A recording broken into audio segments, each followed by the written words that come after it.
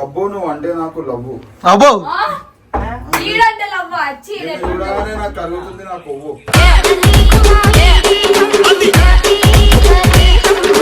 Highlight నీకు school bag ఏంది అంత బరువు ఉంది చెప్పు, కావాలైతే కొన్ని బ్యాగ్లో కొన్ని బుక్లు నేను వేసుకుంటా అంట.